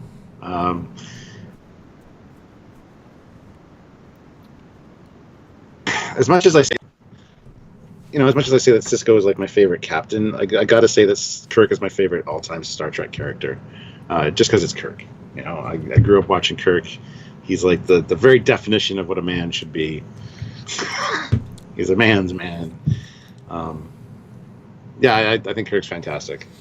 And the thing that bothers me, though, is in Star Trek 2, where he's harping on how old he is, and he's 50 or 55 or whatever. I'm like, God damn, I'm 46. I still don't feel old. No way in the future you're going to feel old at that age. I mean, that's just, but whatever. Yeah, it's one of those annoying hybrids of real work, like Patrick Stewart being old in Picard. Like, you understand he's like barely past middle age in the Trek universe. Medical tech means he has no arthritis. You shouldn't give the actor's problems to the character if it doesn't make sense. And so, I agree. But I mean, Kirk is just... the thing is, it's William Shatner. That's the thing. If it was a different actor, they wouldn't do it as well. He is a spark that you can rally behind. He's that sort of personality you want to be friends with, you want to know, you want to follow, that gives you confidence, but also shows vulnerability. He's not that unbridled. Sisko in action mode is true action, whereas even in action mode, Kirk can say, "Damn, that didn't work. Let's try this." That's okay. What do you think? He's and obviously slightly meted by Shatner himself being annoying to the cast at the time, but he's mellowed a ton in the last 6 years. I'd met him before that, and I know how he was dealing with fans. But the last time I met him, he personalised for me and Stuart's thing, and he did not do that. I know for a fact, many of the times he comes to the UK. Yeah. Mellowed. He's so much more grateful than he used to be. And considering what he does in his life, how much he does, even doing his captain's log thing for coronavirus, he has improved a ton in the last decade. Yeah. And, I wish they would have given him another shot of being Kirk in a good character, because he would absolutely rock that. He said he would do it. I hate the reports say he wouldn't. He never said that. He said, I wouldn't do it if it was a cameo. And so the reports say he wouldn't do it. It's like, yes, a cameo. Read his statement, Yeah. But that allows him to report he would do it. He wouldn't do it. He would do it. Even though he's always said he would. With the right script. As is anything. That's what got Patrick Stewart. The right script. Yeah. That was the point. I hate that as a... Sorry. Well, Shatner is kind of been a mixed bag for me over the years. I mean, I love Kirk. I can separate Kirk from Shatner. Not a problem. They are different, which is nice. Yeah. I even did a video on Captain's Log. What the hell is wrong with William Shatner? which you guys should check out. So I have had issues with him over the years, especially his like. I don't want to get into it right now. Check it out. But I got to say, the couple of times that I have met him have been brilliant. He hasn't rubbed me the wrong way. He hasn't been rude. He hasn't been any of the things that I've heard a lot of stories about. He's been nothing but nice every time I've met him. And so I got to take that into consideration as well. That being said, those have been the last couple of years. And yeah, he has changed quite a bit as far as his interaction with fans and stuff. He started out with good interaction with his fans, then it really dipped for a long time, and then it's kind of coming. It's back up now. So a lot of the stories that I talk about with the my captain's log, what's wrong with William Shatner, is things that happened during those years, and I can see the frustration from his point of view as to why those things might be, why he acted the way he did. But yeah, nothing but respect for him until he kind of proves me otherwise in person. Well, and he hasn't done that. I mean, yeah, okay, yes, Star Trek conventions earn them money, but do you want to fly 25 weekends in a year and meet 5,000 people each time and sign, have hand cramps and sleep outside of your own room, miss your family, miss your horses, miss all of your hobbies, and have to be an amazing public speaker each time, and if you say the wrong thing or act annoyed or act sad, you'll get maybe a news of being better, expect to interviews and all these things. Like, that is because you also want to. You feel obligation to the fans. Like Nichelle Nichols, still doing it because she wants to meet the fans. Like, William Shatner gives... Most Trek actors don't do as much cons as he does. That didn't used to be the case. Like, if you want to meet William Shatner, you can. It takes a lot of mental energy to do those conventions. I would not want to personally do it. Even if we lived, like, a plane fly away, I wouldn't want to see every weekend for a convention, knowing that, right, Friday we've got to fly, and then Saturday, Sunday will be busy, and then I'll fly back on Sunday night, and I'll have 4 days until the next convention. It's not fun. It would not be fun. Depends on how much you're getting paid, but it's still. But yeah, still, he's doing I know. For the fans. And we're gonna get asked how we met, and we're gonna get asked the same questions. Anyway, yeah. So that's commitment to the fans. Because he doesn't need the money. Like, it's always good to have more money, sure, but he doesn't need the money. Like the Star Trek set tours. He would not have done those 20 years ago, 10 years ago. To go to Ticonderoga and get paid, okay, fine, that's money, but that is a hell of a thing, as the guy doesn't want to be typecast as Captain Kirk, to walk around the Star Trek sets. Just talk about Star Trek. I mean, come on. He's grown. Yeah. Jersey at $2. Wayoon, or any Combs character, is awesome. That Combs is an amazing actor. And yeah, Wayoon is awesome. And you forget how good Wayoon is until you rewatch it. Yes. Because he really is. And I would love to have talked to Ira Bear or whatever, because the first time he appears, he stands out as being great, but I wonder at what point they thought we'll bring him back, because they always use one-off waters up until that point. And I wonder what made them say we'll bring Jeffrey Combs back, because it wasn't intentional. He gets killed, like, as lots of them did. I'd love to know what that point was, Yeah, Jeffrey Combs as Shran is also amazing. Like, he's just a good actor, a good character actor. Yeah, I mean, just broad, just good. Yeah. Aravid Sonder, $2. Spock from TOS and Data from TNG. Tuvok from Voyager. So you're a Vulcan. All very similar, yeah. A lot of those. Vulcan junkie. Yeah. I mean, Spock is definitive, iconic, and no one can ever replace Nimoy. I mean, yeah, it was a performance of his lifetime, of his death. It'll be his legacy for the next 1,000 years. The complexity, intrigue, and he's an example of TOS was great, and they were great when they were given good stuff to do. He was given good stuff to do. He did great with it. Perfect, hybrid. I mean, is he ever bad? I don't even know. Maybe in the JJ films, that's probably his worst performance, but okay, that's not really a high bar. Yeah. Or low bar. Yeah. Vulcans. Valentine Voss, €229. Thank you. Thoughts on O'Brien's rank through the years? Oh God. We'd have to do like a chart, the screen grabs of his like actual rank, and then all of a sudden he's just enlisted. I have no real thoughts on it. Just they didn't pay attention, I don't think. It's actually amazing that he went on to DS9, considering that he was just like he was like the Lieutenant Kyle from TOS. He's kind of there, and even made an appearance in Star Trek 2. But O'Brien broke out of that mold and broke out of the friend zone and got into DS9, which I think is great. So it was. I know they obviously liked Colin to have him there. I mean, even when we watched season 3, he's in it. Doesn't need to be, but they chose to bring him back. But it adds a nice sense of continuity to bring him back. It actually adds something to the show. But that was one of the smartest things they could have done. To just say, you know, we like Colin a lot. He's pretty good. Fuck it. We're going to 3 times his paycheck, bring him in DS9, great. You know what I mean? He's not a big actor, whatever, but he's going to do it. We know he's going to do it. And then he excels beyond belief. You know, as a primary. It's kind of like if actually Michelle Forbes had done DS9, you know, a similar tact of the same character for a point would have been interesting. But in terms of his rank, I find it hilarious. You know, we just watched an episode where they cut to his collar and it's lieutenant. It's like, no, you're not even a rank. You're unlisted. You're a serviceman. Why are you a lieutenant right now? Yeah, it's daft. It's really daft. But maybe he took a voluntary rank. Well, decommissioned, I guess, just to be on DS. Maybe. Doesn't make any sense.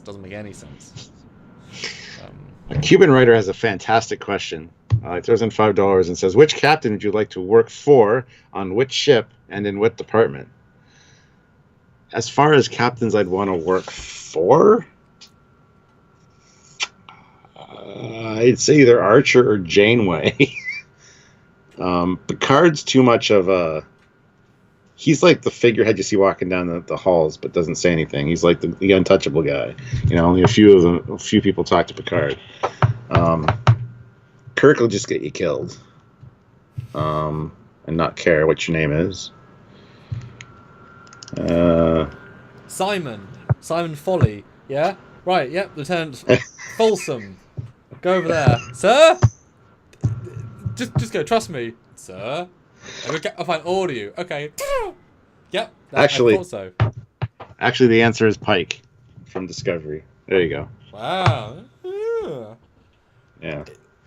I'm biased because I'm doing stuff with this anyway for reasons, but Picard, on an Iconian archaeological dig with sci-fi tech as a science technician, because when he's in his like mode of looking at archaeology stuff, he is so fun. And so to see him in the candy store, to work with him in Iconian, like, space base as, like, his science team guy, or, like, assistant, that'd be brilliant. Because then you get the best of Picard and some great science. Easy peasy. Yeah. As for which ship, obviously the Galaxy. That'd be, And what department? Yeah, I'd probably want to be, science or something. But not head of science, just science tech, like an assistant, so I can just observe and not do all the work. Yeah, or history. I like the history department. So. Yeah. But I wouldn't want to go to an archaeological dig. Like, that's why I say Iconian, because they're all sci-fi techy. I wouldn't want to go to like a, fossilized society and look. I did that enough when I was young, looking at Roman, archaeological sites. I've done that a lot. I've done that a lot. A lot. Yeah. Nicholas Davies, $5. Thanks. I forgot Shran, Trip, Mayweather, T'Pol, and Phlox. Honestly, Enterprise is my favorite era. Shran's fantastic. I was just kind of touched on. Trip is great. Trip's a friendly, best friend kind of character. Love him. And also Mayweather also doesn't feel like he's acting. Yeah, exactly. Yeah. Mayweather is just a cardboard. He's not a good character. I'm sorry. The episodes where he's with his family on the cargo ship, I don't care. And he's just not. He's not fleshed out enough during the rest of the show for us to care. And you know what's sad about that is that Garrett Wang as Kim is the best parallel, and I guess Chekhov as well to some extent if you took away the accent, or maybe Sulu. But Garrett, you like more, quicker, and way more. Even though we've met a lot the more guy. of him in the show. But he doesn't. Yes, but still a very low percentage of an episode of a scene of a series. But and we've met the Mayweather guy. He's nice. I like him. But he's amazing. Yeah, Sylvia and I met him too, and he's just great. But he doesn't give as much into his yes sirs as Garrett does for whatever reason. And so with the same amount of less, you get more from Garrett. Don't know why. Well, I think the tactical guy Reed. I think he gives more. I think you like him more than Mayweather. He's given a bit more but only because you know him more. Yeah. You know the character better. That's the only problem. I don't really like Reed. He's kind of an asshole. But you get him. You understand him, and you. Absolutely, yeah. So you got T'Pol and Phlox there too. We kind of talked about Phlox. Yeah, Phlox is great. I mean, Phlox is. T'Pol, I didn't like T'Pol for a long time. Then when I rewatched Enterprise not that long ago, I really like her character. The way that she changes over the course of the show as well. So yeah, I would agree with you. T'Pol is pretty fantastic. So. Well, T'Pol's a bit like Kira, but in a different slant. Like a lot of growth. You're not meant to like her, like Kira, and by the end you are meant to, and she's being much more by the book Starfleet. Literally, she even joins Starfleet pretty much. I think that's a good parallel. Also, Stuart, 150 people watching. 153. That's great. Everybody hit like. And only 5 likes from hitting 154. Well, now we're at 1. So I want to see 6 more likes. So we match the same number as watching. That'd be great. I'd love to see that because we're doing excellent on this week. You guys are really jumping in. But I think to Paul, when you rewatch Enterprise, you realize how good of an actress Jodie Blaylock actually is. Blaylock. Because she is giving a lot to the performance under the surface. She's a really good Vulcan. She's actually a really, really good Vulcan. Absolutely. Underappreciated by a long way. It's just the show isn't very good. And so like with a bad Voyager episode where it's a bit bland, you can't do much with those characters. But you're not meant. I mean, I think we both agree the entire slant on Vulcans being dickheads in the start was a mistake anyway. Yeah, and so T'Pol is the epitome of that. When you get to season 3 and she gets to fall in love with Trip, she's so interesting, and her Trillium D addiction is really grounded and real. Season 4 she comes and goes depending. She's great in the Universe episode. Great. As soon as she lets her voice waver, as soon as the emotion comes in, she never loses that. But it makes sense, so it's fine. Really good, and she hasn't really done much acting apart from that. But it's a great legacy to leave. It's a memorable character that. She was in Stargate though, wasn't she? I think I remember seeing her in an episode of Stargate. 2 in Stargate and then Starship Troopers, one of them. Oh, okay. She's good in Stargate. She's quite similar. In the sense looks good in Stargate. Yeah, no, she's good. She's basically Tilk's ex-girlfriend. Yeah, nice. No, she's good in Stargate. Nice. Look at Tower Radio, 2 pounds. High bar, not high light. Samuel J.J. Light Beams. Yeah. Oh, quoting you, yeah. Luke Celeste, $10. Recalled our Multibonds Khan in TOS and Star Trek 2. Yeah, I think he does a fantastic job with Khan. The arrogance definitely is, being portrayed very well. And yeah, I love that he revisited the part for Star Trek 2. I thought that was great. And the fact that he actually worked out, that's his chest, man. That's not a fake chest. Yeah. So yeah. No, Multibond is say about him. I mean, Wrath of Khan is a convergence of so many brilliant things. And the episode's great too. Space is a generally very good episode. I don't know what they were thinking making a Latino guy Indian. A Sikh, yeah. A Sikh, yeah. Okay. Sure. And then he looks much whiter, and 20 years later it's like, okay, cool. Sure, why not? It's very odd. Very odd. Yeah. Ian Coleman, $5. Thank you. Wesley Crusher gets a lot of hate, but I really like the character. Same with Nog. The way Trek showed being a kid in the future was always inspiring. Yeah, and that's what they were going for with those characters. And we've talked about both of them. I would like to see... Well, we got... Nog, I think, was perfect the way they handled him. And Wesley, they really dropped the ball with him, unfortunately. Yeah. But that's just... If he was introduced in Season 3, he would have been, good from the get-go. He's just unfortunate casualty of the time. Just bad time and bad choices. And that's a shame. It's a shame. Hijalti Sigerson, 750 krona? No, Icelandic krona. But yes, so $10. Thank you. I mean $5. Sorry. Yeah. McCoy in TOS. Talked about him. Riker in TNG. Janeway in Voyager, and T'Pol in Enterprise. Riker's... I like Riker. He's like the everyman, the guy that you can really relate to, even though he's your boss. If he was your commander, he still is willing to, like, sit down and 10 forward and maybe have a drink with you and kind of drop the facade for a minute or two. He's the sort of commanding officer that will take the badge off, put it on the table to talk, symbolically. He knows that's important as a commanding officer and will do that for you. And that's a line that lots of people don't go. It's very specific command style. And in rewatching TNG, Riker is well used, but what Frakes brings to it is brilliant acting around the lines. How many times has he done a scene and he's starting in the background, or he gives a bit of a good performance, a bit of a good line delivery, more than is necessary for that moment? He elevates what he's doing, but he adds more. So I think Frakes, in retrospect, was really good in the part. Extra good than I thought, like, when you think first time and really rewatch it properly. He's a real standout. And Frakes, we need more Riker. He's great. The facial expressions are what do it. Yeah. Yep. His very reactions expressive. to things are awesome. So yeah. Circa Vulcan, $2. Eddington was great until he shot Kira. I actually liked Eddington. I thought he was a very interesting character. And just for the record, in case you guys don't know, if you know the movie Krull, he's the main character in Krull. I didn't know that until not that long ago. And watching Krull, you're like, what? That's Eddington. My God. He looks so different. Has he got hair? He does. There we go.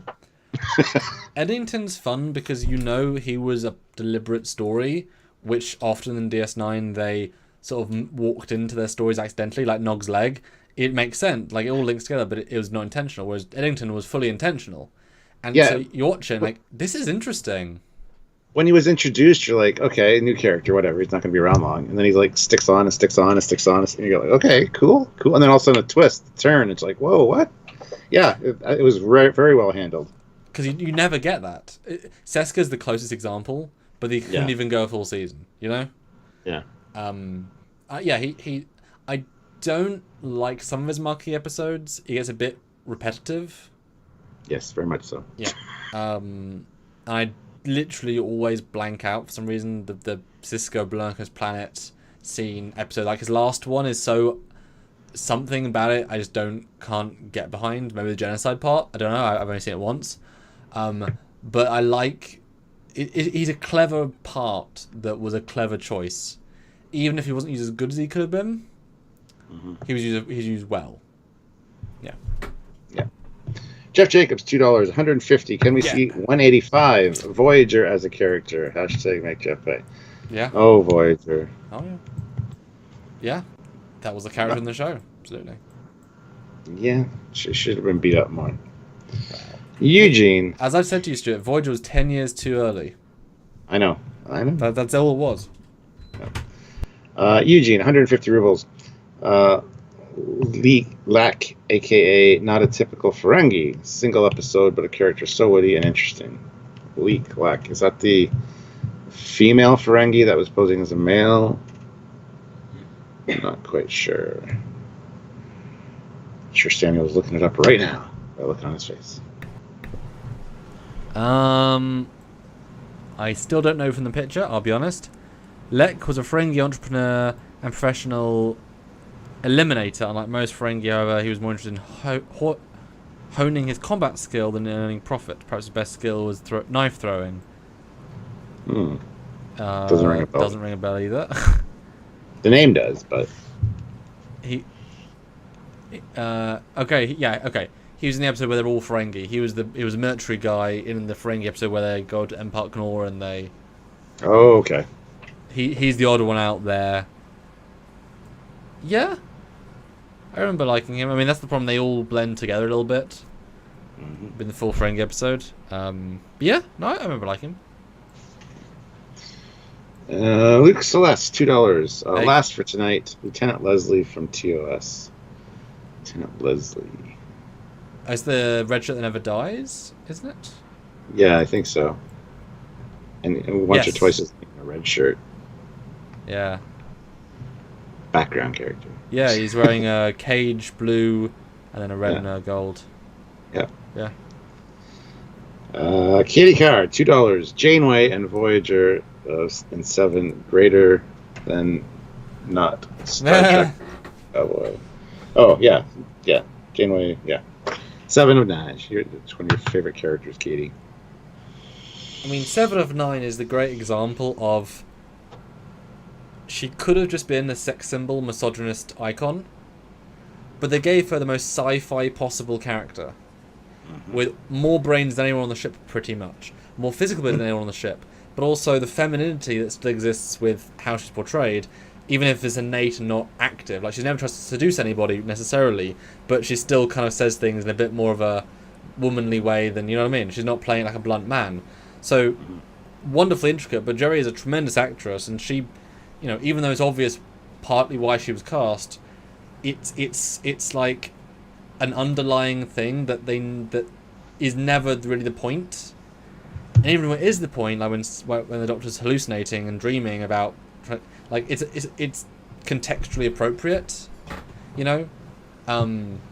She's one of the textbook things of, you know, woman that could have been sex symbol turned into incredibly brave, brain smart, intricate characters that only in 4 seasons, not the entire run, became one of the best, if not top 3 of that entire show. That is incredible, and well done for them. And you notice she's never once referred to as a Mary Sue. No, Should have done right. Well, it wasn't, the term didn't exist back then, obviously, but Even in retrospect, she's not. So. No. Did you know that the skin tight gray suit was actually a special regenerative material to help her skin grow back? Mm-hmm. Yeah. Yeah. No, Okay. everything she was wearing was deliberate. I mean, you know, she was a broken person, and they were helping to fix her. You know, it's a, you know, yeah, sure. Martin Devon, £2. Tom Paris says I'm a screw up too. Hey, Tom Paris is one of the characters I can really relate to. He's done a lot of stupid stuff in his past, like I have. He loves Camaros, I do as well, and he's kind of a hot shot. Kind of thinks he's probably better than he has.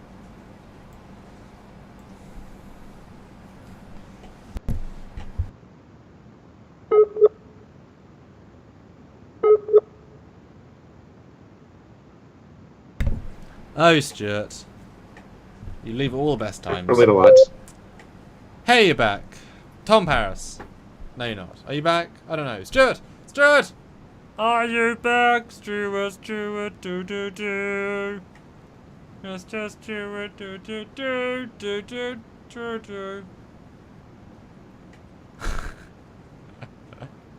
How are you all doing tonight, then?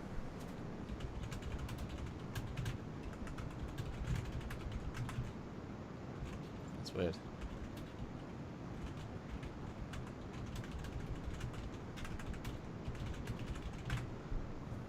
Let's see, what are people saying? I think it was from Mary Sue's, yep. Oops, Tom Paris was a free Mary Sue if I ever saw one. Don't know why you say that. Chakotay was underutilized, yes. And Eugene said Mary Sue was used since the 70s. Yeah, I assumed earlier than I said, but less more. I'm back. Hello! I thought your computer crashed. Apparently it was my internet that was... Oh, yeah. You died. Oh, yeah. So, Paris. Yeah, I mean, I can... Like I said, he's one of the most relatable characters to me. A lot of his traits, the way he acts, very much like me. Same with O'Brien. Those are the two that I can relate to the most in all of Trek, I think. And kind of a screw-up, but gets the job done when he has to, kind of thing. Reminds me very much of me. I just wish he hadn't got with B'Elanna. That was a bit of a mismatch, but at the same time... You think? I think so. I don't like B'Elanna, so... I think it's like opposites attract. Yeah. Yeah. No, I agree. It worked out, but I just wish it wouldn't have been her. Just as a personal thing. But I think that's you saying, I wish the B'Elanna character was a bit different. I think it's more not the pairing, just the presentation of the character. Yes, absolutely. Yeah. Yeah. No, I mean, Paris is great. I think, again, same, Duncan McNeil adds more to the character than is written. Yeah. Yeah. Yeah. Yeah. Siraka Vulcan, $2. Wallace Shawn, Princess Bride, was the Grand Nagus. Inconceivable. Yes. They have fun with him. He did such a great job with that character. And Olivia Julius, $5. The best commander in Star Trek history and the Jerry Kim of his own show, Commander Cocking. The Jerry Kim? Oh. I think she means Harry Kim. Thank you. No. You're yeah. Possible. You're not the Harry Kim of the show. Everybody likes Harry Kim. And besides, I skipped my rank all the way up to Commander. So, I better than being an ensign for that many years, I just skipped right up. That's okay. Scottish Trekkie, £5. Hi, Trekyards, Captain and Commander. My favorite characters are Captain Pike, Discovery, Captain Kirk, and B'Elanna Torres in 709. Yeah, good captains you got there. I do like the new Pike. And Kirk we talked about. B'Elanna we haven't talked about, but 709 we've kind of touched on. I don't know. I just never liked B'Elanna, even from the beginning. At the beginning, she comes off very much like Kira, kind of that. I hate to say it, but bitchy. I don't know. She never resonated with me. But that being said, going back and rewatching a lot of Voyager episodes, I'm like, she's actually, now that I've matured, I think that I see her character differently. But yeah, not a fan of the actress or the character, unfortunately. Any thoughts on B'Elanna? I think she was underutilized, but also appreciated. Like, she was utilized when she could be, but she wasn't as forced into the spotlight as LeVar was. But she had more character than LeVar. She was given more stuff to do outside of the engineering. She never quite worked, but she is a interesting character that has a lot to offer, and often did. I think she's a very one-note character, though. The way she plays almost everything is just grumpy, miserable, I hate this. You get a few soft sides of her, but mostly it's just, I'm annoyed with the situation and don't want to be here and I'm mad. It's just, there's not much to her. Season 1, yes. Because that's like the Kira. Like, we're just going to make her be pissed for some reason. Like, obviously, we know the reason, but just be pissed. But I think B'Elanna mellows very successfully. And yeah, also, that's the whole point. She's got this rage underneath she's trying to keep the whole time. But that's what I mean. Look at Geordi. He's just a good guy, being a good engineer. There isn't much beyond that. He just always plays the scenes perfectly. At least B'Elanna has the whole childhood thing. She has much more interconnective relationships with people, like personal links in terms of Geordi likes everyone. Everyone likes Geordi.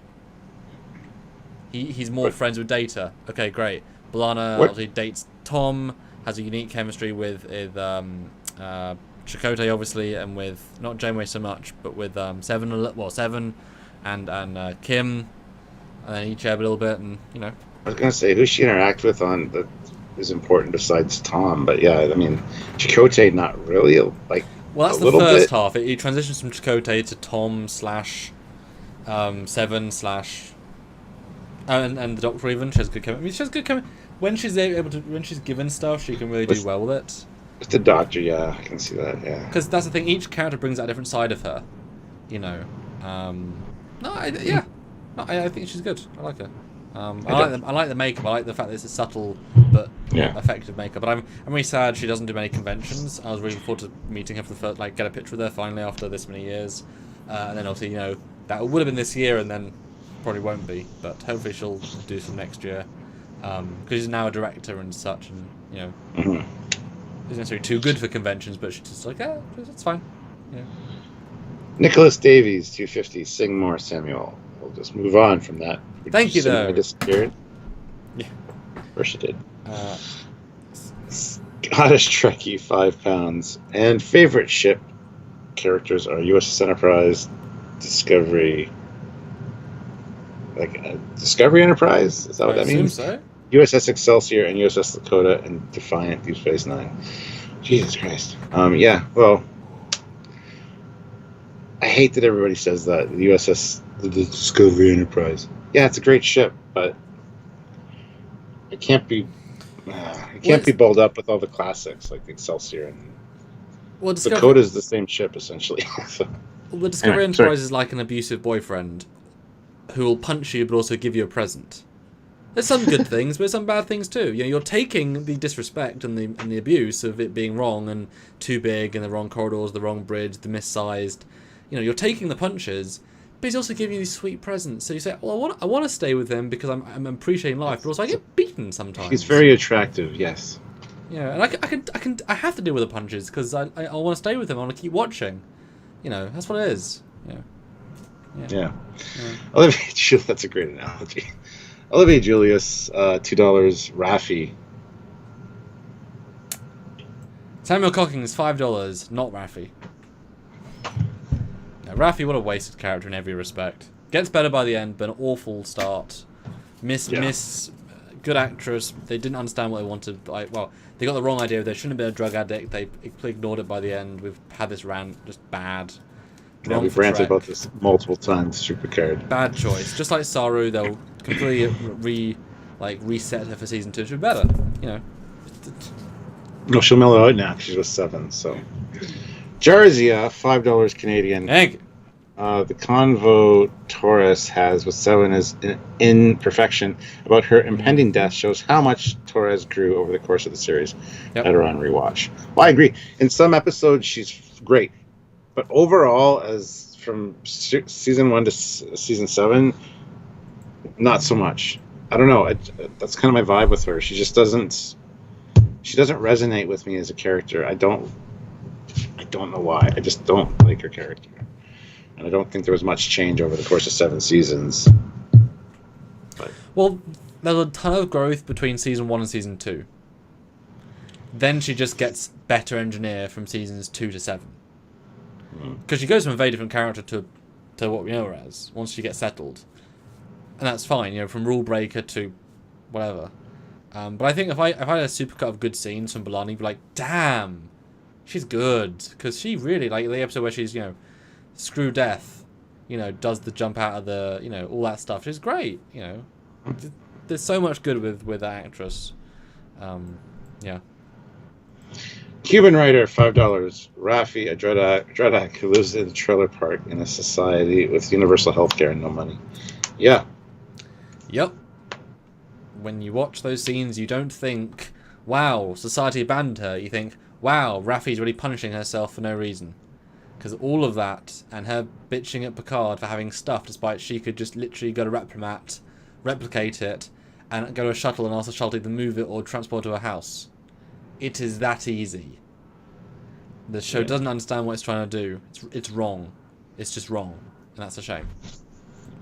Dan23, $2 Enterprise character played by Seth MacFarlane. Yeah. He's in 2 episodes. He's one of the engineering team. Yes. You should call him Ensign Mercer. I've heard that before, yeah. I think he actually has a name, but... No, he does. But, I didn't even know who he was at the time, so he didn't read... I wasn't watching American Dad at 2004. Someone says, hold on. Oh yeah, Malcolm McDowell. A.V. Clark says, wasted great actor in the role. What do you think? For Soren? Yeah. I disagree. I like Soren as a character. His methods are a little bit suspect. I think there's better ways to get into the Nexus, but mass genocide. Yeah. That being said, Malcolm McDowell's a good actor, and I like the character of Soren. He gets the job done for what he needs to do. So the problem is, great actor, great character, bad movie. I don't think it's bad. I don't mind the movie. I think it's bad. It should have been 100 times better. You can tell there's no creative spark there. It's devoid of creative energy. It's just doing the motions. But I recently read an interview or watched an interview where the oh no, it was a brand new one actually. It was Ronald D. Moore. He said that they spent like 8 months writing Generations because they kept like having to shift and change and they couldn't come up with a really good idea, and they wrote All Good Things in 2 weeks. And look at the quality difference. One is an exceptional piece of storytelling in TV. One is garbage in comparison. Well, that's what we talk about with the designers with ships. If you're given too much time with it, you keep making changes and tweaks, and you need to have a deadline and get it done in that deadline, and then you can't change anything. What you should have done: Scene 1, Enterprise B. Scene 2, Kirk walks out onto Enterprise D, and he's like, "What?" Story goes from there. You jump right. You don't waste 45 minutes of bullshit. You just came right on the bridge. You get him to see walk on Enterprise B set, Enterprise D set. You get to have fun with Kirk and Picard. Wouldn't it have been great to see Kirk and Data? You know, Kirk and Troy. All these people. Everything about the movie is a waste opportunity, pretty much. I just resent that movie for what it should have been. It's sad. I was about to say Final Superchats because we're running out now. I think we'll be last. Like I want to end a little bit early today, like a minute or two. Yeah, we got to end soon. So, but yes, Area 51, $2, favorite of all time, Scotty TOS. Hi, he's green. Luke Celeste, $5, often forgotten Lieutenant Broccoli. Yeah, I mean, I love that he crosses over into Voyager, and I think that's great. Yeah. No, he is really good. Really, really good. Olivia Julius, $20. It's amazing. Thank you, Olivia. This episode is brought to you in part by Olivia's Tools. Is your ball picker sluggish? Is it mixing up a bad grape for a good one? Well, come on down and trade it in. Get a new ball picker 3 times with 90%.